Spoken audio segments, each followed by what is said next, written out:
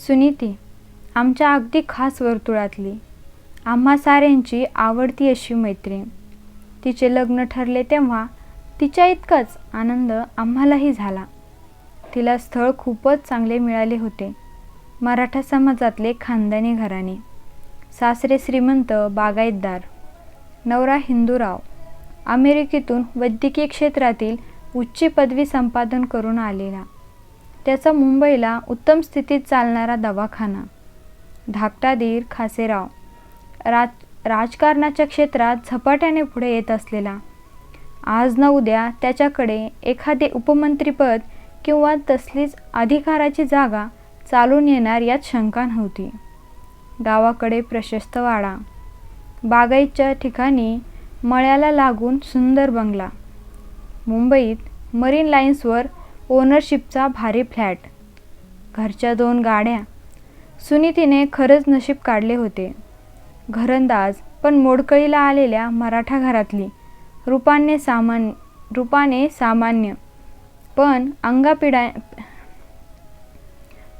सामान्य पण अंगापिंडाने धडधाकट, अभ्यासात अतिशय हुशार आणि स्वभावाने अत्यंत सालस असलेली ही मुलगी केवळ दैवाच्या बळावर अशा श्रीमंत, सुशिक्षित आणि सुसंस्कृत घरात पाऊल ठेवीत होती. दैवाच्या बळावर असे म्हणायलाच हवे, कारण सुनीतीचे लग्न हे कथा कादंबऱ्यात शोभून दिसेल अशा विचित्र योगायोगाने ठरले होते. आपल्या मामे बहिणीच्या लग्नाला गेलेली सुनीती तिथे आलेल्या हिंदूरावांच्या नजरेस पडली. भोवतालच्या झगमगत्या, फॅशनेबल, नाना तऱ्हेच्या अत्याधुनिक प्रसाधनांची व केशभूषांची आणि वेशभूषांनी सजलेल्या स्त्रियांच्या रांगीत, किलबिल्या मेळाव्यात साध्यासुध्या वेशातल्या अबोल, अकृत्रिम सुनीतीने केवळ आपल्या वेगळेपणानेच बाळासाहेबांचे अर्थात हिंदूरावांचे लक्ष वेधून घेतले. अमेरिकेत जवळजवळ 6 वर्षे शिक्षणासाठी काढलेल्या तरुण, रसिक आणि बुद्धिमान हिंदूरावांना फॅशनचे काहीच अप्रूप नव्हते. ती पाहून पाहून त्यांचे डोळे शिनून गेले होते. त्या डोळ्यात सुनीतीचे साधे, निर्व्याज, शालीन रूपच उत्कटपणे भरले आणि घरी जाताच त्याने आपल्याला हीच बायको हवी असे आईवडिलांना सुचवले. श्रीमंतीत आणि सामाजिक दर्जात खूप अंतर असले तरी मोहिते आणि शिर्के ही दोन्ही मराठा घराणी सारख्याच तोलामोलाची होती. म्हणून हिंदूरावांनी आपली मनीषा बोलून दाखवताच डॉक्टर हिंदूराव मोहिते आणि कुमारी सुनीता शिर्के या उभयंताचा विवाह ताबडतोब ठरवला गेला आणि मरीन लाईन्सला असलेल्या सागर दर्शन या सुंदर इमारतीतल्या मोहित्यांच्या भल्या थोरल्या वैभवसंपन्न फ्लॅटमध्ये साखरपुड्याचा समारंभही खूप थाटामाटाने साजरा झाला.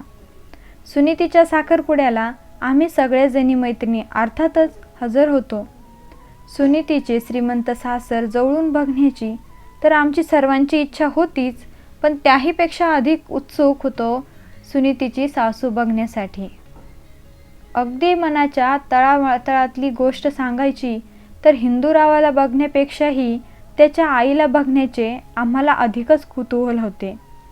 त्या कुतूहलाला तसेच कारणही होते. सुनीतीची सासू तरुलताबाई मोहिते हे एक बडेप्रस्थ होते.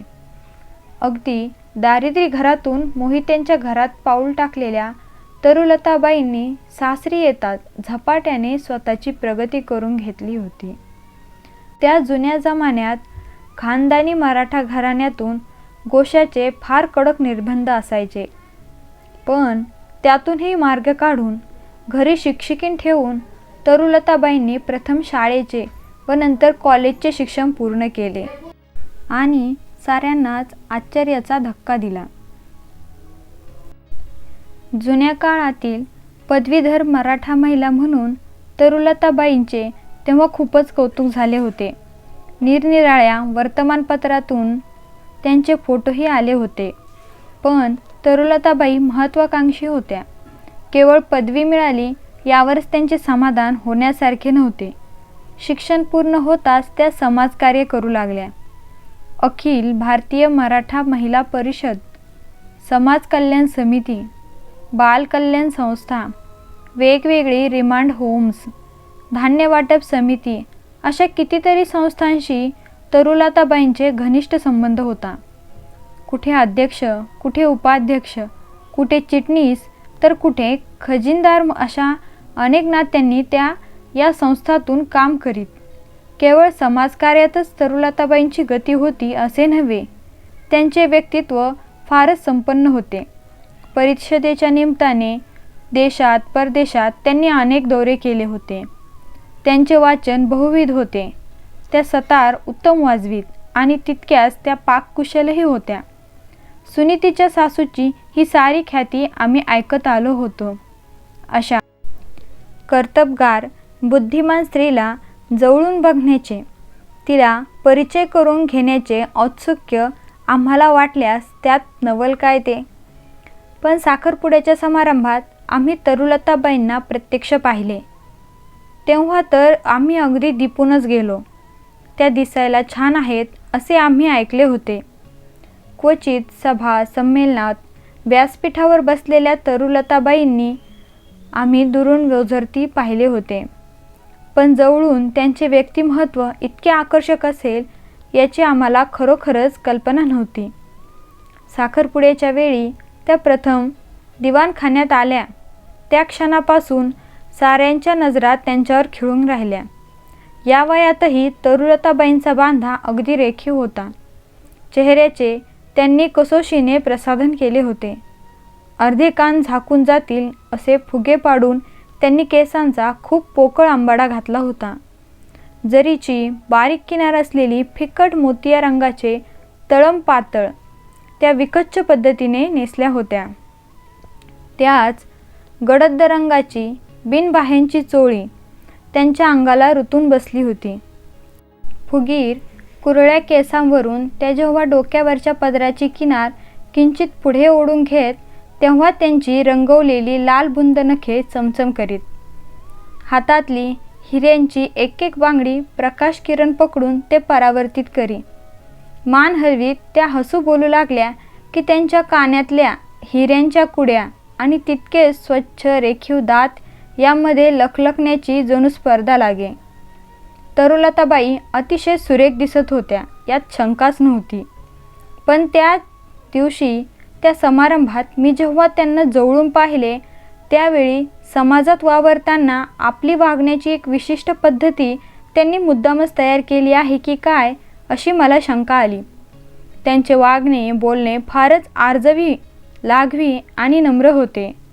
त्यात नाट्याचा भाग किती होता, घरच्या खानदानी रीतिरिवाजांचा भाग किती होता आणि तरुलताबाईंच्या खऱ्याखुऱ्या अस्सल स्वभावाचा भाग किती होता हे मला कोडे अखेरपर्यंत उलगडले नाहीच. पण आम्हा साऱ्या मैत्रिणींना त्या भारी आवडल्या एवढे मात्र खरे. सुनीतीने आमची त्यांच्याशी ओळख करून दिल्याबरोबर एखाद्या कॉलेज कन्येच्या खेळकर मोकळेपणाने त्या लगेच आमच्यात मिसळल्या. फराळानंतरचे रुचकर आईस्क्रीम तर त्यांनी आमच्याबरोबरच घेतले.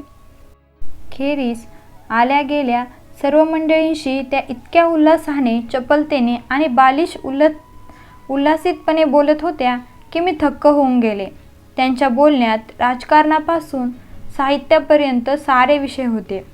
त्यांच्या व्यक्तिमत्वाचे विविध पैलू डोळे दिपून टाकीत होते, तर त्यांचे आकर्षक रूप मनाला वेधून घेत होते.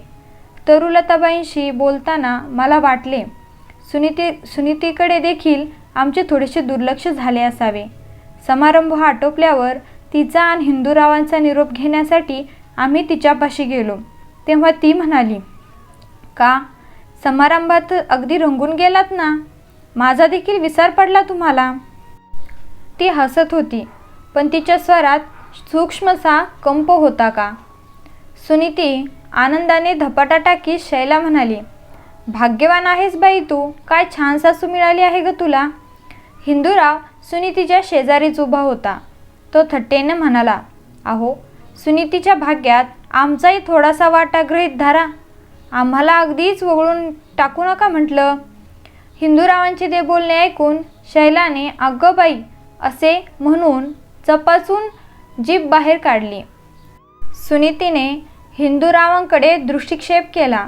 त्या नजरेत प्रेम, आदर, अभिमान पुरेपूर भरला होता.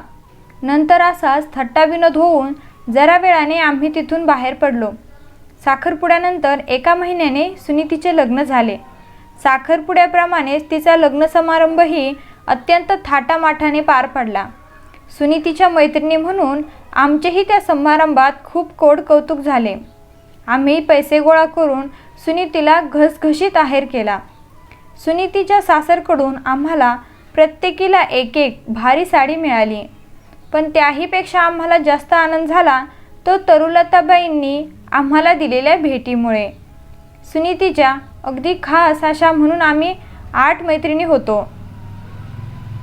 तरुलताबाईंनी आम्हा सर्वांना एक छोटी पण अत्यंत सुबक अशी चामड्याची भारी पर्स दिली. पर्स आमच्या हाती ठेवीत लागवीपणे त्या हसत म्हणाल्या, सुनीतीच्या मैत्रिणी तुम्ही मलाही मैत्रिणीसारख्याच आहात, कारण सुनीतीच मुळी मला एक मैत्रीण मिळाली आहे. मग तिच्या मैत्रिणी त्या माझ्याही मैत्रिणी नव्हेत का? आता वारंवार घरी यायचं, हां, संकोच ठेवायचा नाही. मलाही तुम्ही आता मैत्रिणीसारख्याच आहात. तरुलताबाईंचे हे वाक्य मला जरा खटकले.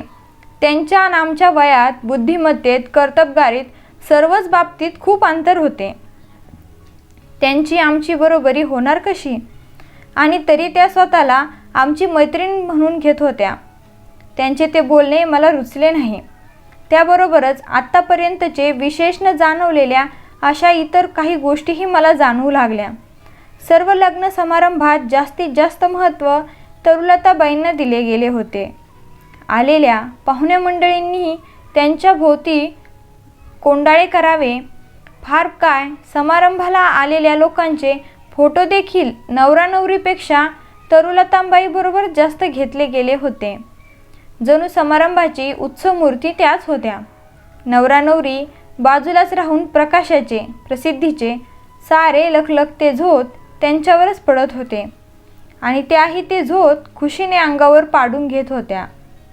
फोटो घेतला जात असता आपले तिकडे लक्ष नाही असे दाखविणे आणि तरीही नेमक्या क्षणी सुंदर पोज देणे, चेहऱ्यावर आकर्षक स्मित आणणे, हे सारे तरुलताबाईचे अत्यंत चातुर्याने करीत होत्या.